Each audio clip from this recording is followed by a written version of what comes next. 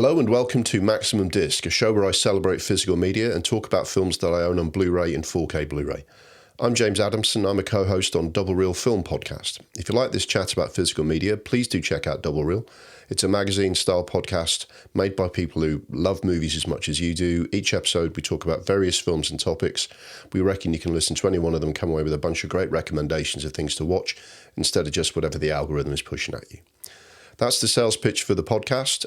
Now for physical media. Now, why does that matter? Well, it matters because if you really care about a film, you need to own it. You can't just rely on the streamers to make everything available. You'd be surprised how many things are not there when you're looking for something specific, something that you really want, something you've always, loved. If it is being shown there, you can't be sure that it's in the uncut, extended, or director's cut, the version that's going to really, make the film work. And it certainly isn't going to look and sound its best on some compressed internet file being plugged over to your laptop or your smart TV compared to the proper version on a disc, which really has, no buffering, much less limits to the bitrate, all the things that make the film really look and sound the way it's meant to. Now, presumably you're a convert to that because you clicked on this review. So every episode I will talk about a film that I own on disc, 4K Blu-ray and Blu-ray. Because that's what people are looking for, I talk about the video and the sound. Is this a good transfer? Does it really conjure up what the film's like when you saw it for the first time on the big screen, that kind of thing. Not in the most minute technical detail, but I like to think I give you like a decent sort of idea of that. I also like to talk about my background, my history with the film, why I came to watch it, love it, care about it, and need to own it. And then I round it up by saying, is this an essential purchase? Which is, that's going to be my opinion. You'll have to make your own mind up, but hopefully hearing from me will help. So today we're talking about Pulp Fiction on 4K Blu-ray. So quite a famous film. Written and directed by Quentin Tarantino, a man whose name is now an adjective in the world of film. He was probably the foremost auteur of the 1990s onwards, one of the few remaining, genuinely, original and different filmmakers out there. Known for those violent but darkly funny, predominantly crime thrillers that exist in this kind of world that Tarantino's created, that exist, in his imagination based on all the films he watched and the pulp novels he grew up watching, reading as a kid. Each of those films is fused to some extent or other with like pop culture and retro chic and almost take on a life of their own in terms of the clothes and the style and everything else. Now, while Tarantino has sole credit for the screenplay, he shares story credit with his longtime collaborator, Roger Avary. My history with Quentin Tarantino started with Reservoir Dogs. Obviously, that's the film that sort of kicked it all off. He's had a long and very interesting career. My favourite is Jackie Brown because that was my era. For my son James, who's came to Tarantino later, it's Inglourious or Django Unchained, but he's obviously got quite a place in the firmament these days. The film's got a now legendary cast. John Travolta has more or less the lead role, although it's an ensemble film, which revived his career after a long time in the doldrums. Samuel L. Jackson made the jump from supporting player to A-list star with this film. It also helped Uma Thurman launch her career. It's also got some very notable turns, which are very good for their careers for Ving Rhames, Bruce Willis, Amanda Plummer, Tim Roth, Eric Stoltz, Rosanna Arquette, her sibling Alexis. Christopher Walken has an eye-catching cameo talking about a watch, etc., etc. It's not to mention Harvey Keitel, who not only has an interesting cameo in this film, he then made some insurance adverts on the back of it. The film's passed into legend, and so is the cast. The cinematography is by Andrei Sakua. He came through with Tarantino and made his debut as a director of photography on Reservoir Dogs. Pulp Fiction's very much his peak. Tarantino started working with different DOPs after this. And Andrei Sakua didn't do anything really of the same caliber ever again, although he did photograph American Psycho for Mary Harron, which is another very good film. The sound is by the usual large team, but when awards nominations came round, the named people were David Bartlett, Stephen Hunter Flick, Ken King, Rick Ash, and Dean A. Supanchik. There's no composed score for this film. Quite famously, the soundtrack is made up entirely of songs selected by Tarantino, establishing him as one of the leading proponents of the needle drop in film. The soundtrack album for this film took on a life of its own, was like a hit album when you still got those things. It's a very eclectic mix of surf rock, especially what was known as the theme tune, classic songs by Dusty Springfield and Al Green, a few present-day artists, but it's all about conjuring up this fictional Tarantino-esque world that this film exists in. In terms of awards and nominations, this film was, pretty huge actually. 69 wins from 141 nominations. Now, big films that get a lot of awards nominations do those kinds of numbers routinely today, but that was quite a lot for back then. This was the start of that kind of, global sort of awards recognition for films. And Pulp Fiction got so many, I think, because it bridges the gap between European festivals, indie awards, big ones like the Oscars. And speaking of the Oscars, it was nominated for Best Picture, Best Director. Travolta nominated for Leading Actor. Uma Thurman and Samuel L. Jackson nominated for Supporting Performances. It was also nominated for Screenplay and Editing. Now, on the night at the Oscars, the only one they came away with was the Oscar for Tarantino's screenplay. Maybe a bit of an injustice there on quite a few of those. But it did win the Palme d'Or at Cannes, which really sort of firms up sort of Tarantino's reputation as something of a European darling, as much as like a hero to film nerds like me. Quick summary of what the film's about. I think it started life as an anthology film, sort of telling 3 or 4 different stories from this kind of world that Tarantino conjured up, like I say, from films he loved watching, Mickey Spillane's Mike Hammer character, pulp novels that he'd read, grindhouse cinema, all that stuff that he loved. There's a whole storyline there about someone ODing, which is from a story that he heard about a party at Martin Scorsese's house. So it kind of lives in this world where people have watched films. It's a very cineliterate film full of cineliterate characters. This coined the kind of Tarantino kind of style of people having conversations that you expect to have and all those kinds of things. But within that world, you have 2 gangster enforcers played by John Travolta and Samuel L. Jackson, who one of their storylines is they go to kind of perform a punishment killing on a low-level drug dealer who has let down their boss, Marcellus Wallace. In the course of that, there's an accidental death that they have to clean up. So that's one strand. And the story flits between the different kind of like timelines and stories. In another storyline, John Travolta's character has to take Marcellus Wallace's wife, played by Uma Thurman, out for dinner because he's out for the weekend, and it sort of weaves in a story about that and their drug use and, a very glamorous kind of, 60s style diner or 50s and 60s style that they go to. And the other storyline main storyline is Bruce Willis as the fading boxer who's been paid to throw a fight by Marcellus Wallace and decides not to throw it and make money from everyone betting against him. And he's got to get out of town before Marcellus Wallace kills him. Each of those stories has a number of twists and turns to them. It's non-linear narrative. It flits backwards and forwards in time. It flits between storylines. All the things that become very well known with Tarantino now were really sort of experimented with for the first time here. There's a lot of formal experimentation with style and time and everything else. It's got lots of 50s, 60s, 70s kind of atmosphere, although it's nominally set in the present day, although the present day of what world? It's the Tarantino-verse, let's say that. So my background of the film, I think a lot of people my age, certainly over here in the UK, we had heard of Tarantino with Reservoir Dogs. That was a big hit over here. True Romance, although that wasn't directed by him, it was written by him. He was very much the in thing. These were the trendiest films. And Pulp Fiction was a much sort of anticipated follow-up to all of that. I went to see it. I did really like it. I watched it a couple of times. I really enjoyed the non-linear narrative. I love the way Tarantino's writing has this incredible feel for how people really talk to each other. It's the little details that really bring it to life. The conversation that John Travolta and Samuel L. Jackson have about foot massages and what they call different types of burger in Europe and all these kinds of things. These are the things that make a film stand out and different to just the usual thing. Although it's very pulpy standard storylines, these details make it matter. It's similar to, I really like Lethal Weapon 2, and one of the things I always remember about the scene with the bomb in the toilet, it's not the explosion, it's not the suspense, it's not the storyline about the South African villains. It's the way Riggs and Murtaugh double-check whether they go on 3 or after 3 when they're counting and trying to dive into the bath. This film is full of that real world and an imaginary world colliding like that. I probably sort of like, Jackie Brown better because I felt like it was more of a real film. It's an anthology, so I think you can probably find that you like some stories better than others. It's obviously Tarantino flexing his creative muscles, brilliantly done.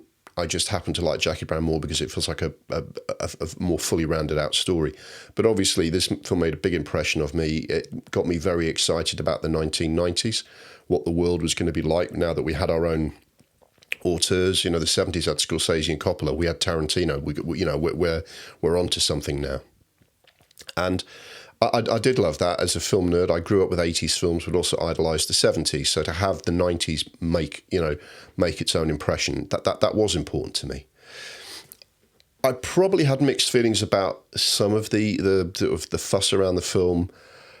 I don't know. It almost felt like, I'm a film nerd. I've always been a film nerd.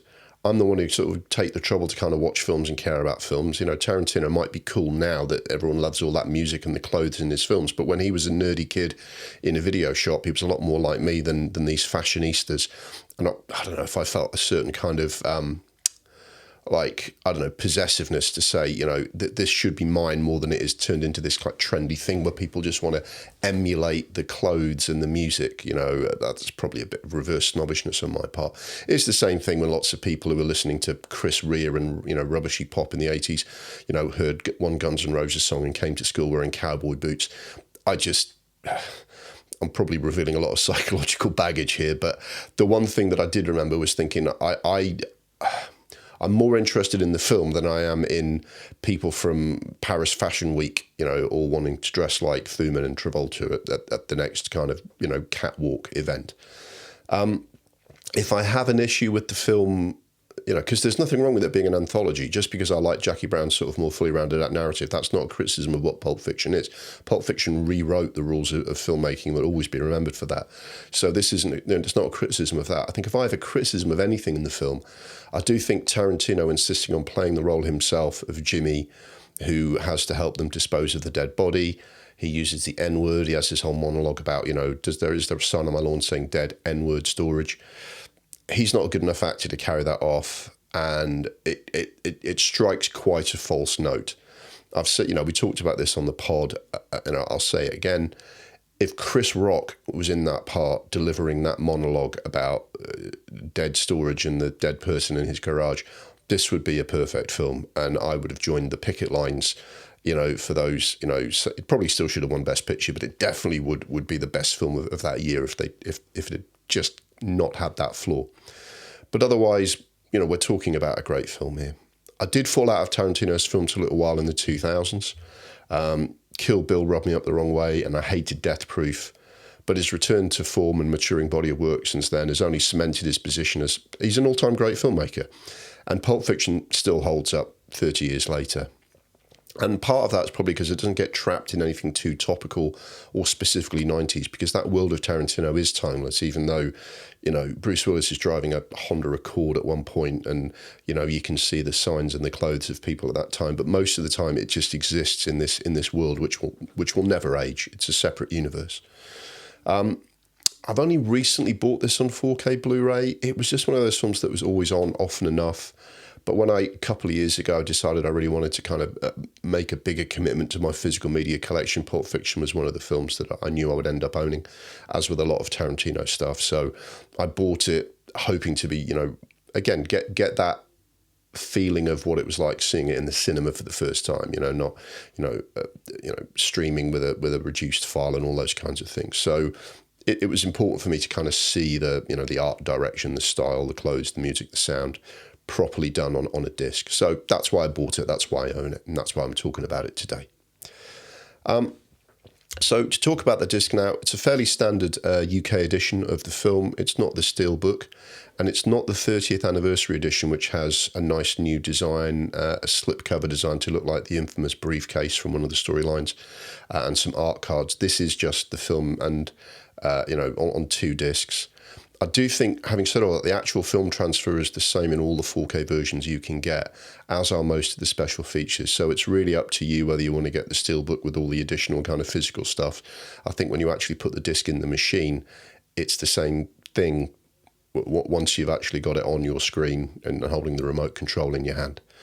Like I say, there's 2 discs. The second one is a Blu Ray. The main one is a 4K disc.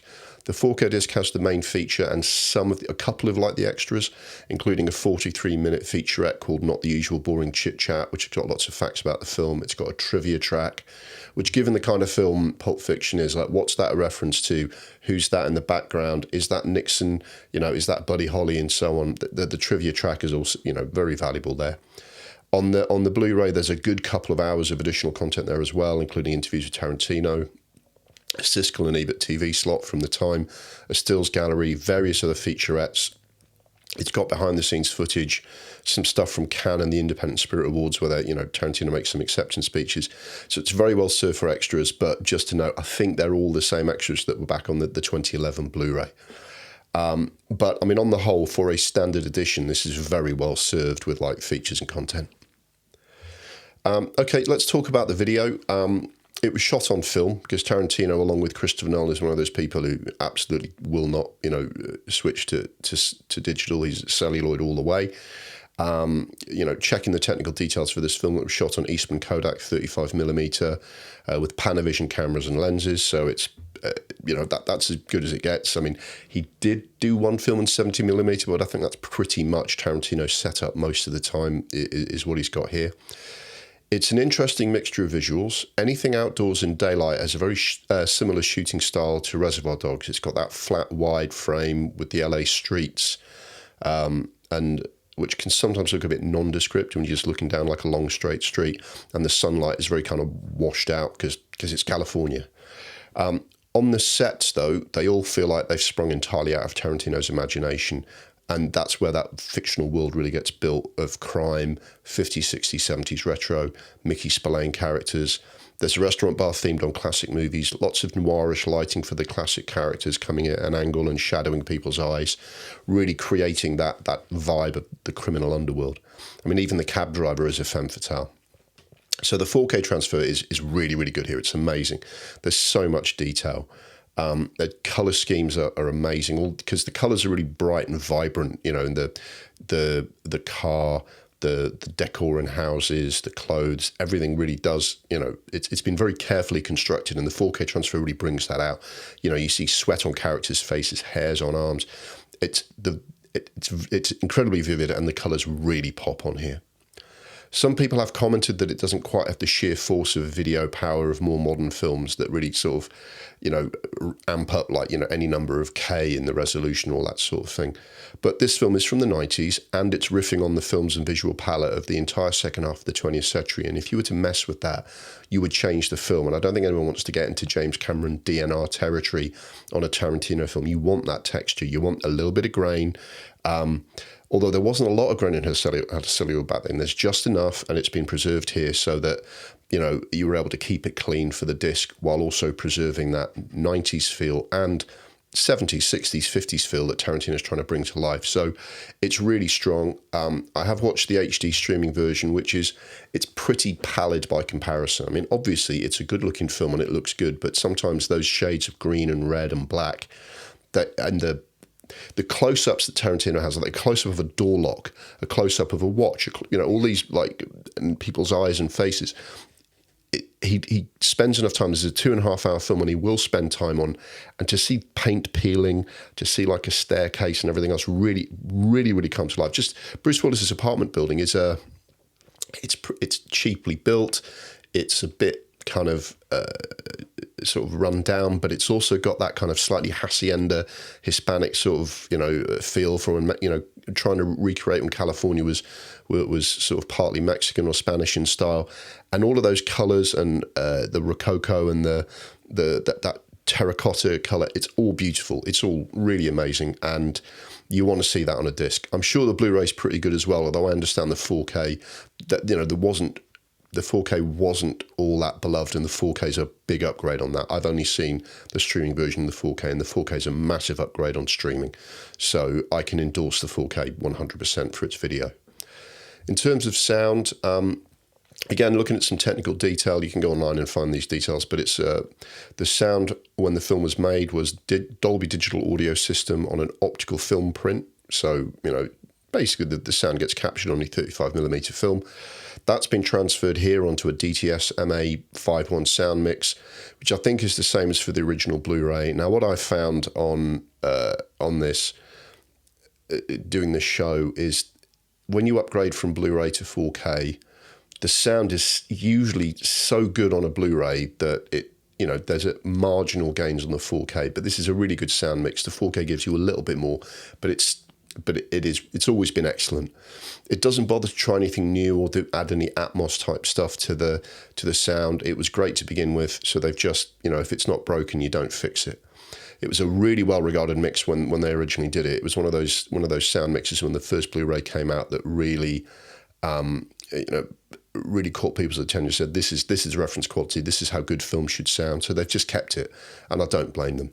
Everything hits home. Mizzaloo by Dick Dale and his Deftones is blasts out over the opening titles and is generally regarded as the theme tune of Pulp Fiction. I had that as my mobile phone ringtone at one time. All the music, gunshots, traffic sounds. It's incredibly important for that sound to be absolutely right. It's got to be immersive. When he's walking out on the street, you want to hear the sounds gradually get louder as they get closer. Gunshots over here, sounds over there. The music is playing, at various times, and everything's got to come out, and it's got to be clear. The big and the small noises have all got to come out, and it's just right. It gives you both barrels when it has to, like when music and action and gunplay and car crashes all converge. Samuel L. Jackson's biblical monologue is really powerful, really booms out the speakers when he says it. So the sound is excellent as well, although I would say, if you already own the Blu-ray, I don't think it's going to sound much better than that, because it would be hard to sound much better than that. So overall, this is a tremendous film. Like I say, it's not my favourite Tarantino, but it's really, really good. It kind of sums up the 90s for me. It was when the 90s filmmaking style really kicked into gear. It was when people like me could kind of brag and say, hey, the 90s is happening, the 70s is great, but we've got our own stuff now, and Tarantino is so important to that. Like I said, it rewrote the rules of filmmaking. It's probably a bit tiresome, all the people who tried to copy this afterwards, but that's not Tarantino's fault. So it's a great film, really well represented on this 4K Blu-ray. Is it an essential purchase? Yeah, obviously. I think there are probably people who were young, and especially young men in the 1990s, who probably loved this film more than other generations. My son, for example, thinks it's a little overrated and his later films are better. Like I said before, I still think Jackie Brown is a better film, but I still love this. When I put it on to watch this and watch specific scenes for to remember this, what it looks and sounds like, so that I was up to date for this review. You end up watching the whole film because it's just brilliant. But it's also one of those films where if it's on, you can turn it on anywhere and go, oh, it's this bit, great. It's the restaurant robbery, or it's part 2 of the restaurant robbery. It's great stuff. It's got so many great moments. As a document of what made the 90s and what made Tarantino and his films come to life and become so important in the culture, this film is an important document. And, for video and sound, yeah, it's really, really good, really excellent. So that's Pulp Fiction. I hope you enjoyed this review. I really enjoyed reviewing it with you. Once again, if you enjoyed the show, please do check out Double Reel. Ways to find the podcast and our socials will be on the screen in a moment. And I hope to see you next time for more physical media chat right here on Maximum Disc. The Maximum Disc YouTube channel is brought to you by Double Reel, the monthly magazine podcast for the discerning film nerd. If you like our celebration of physical media, please check out the podcast for more chat about the films we love and hate.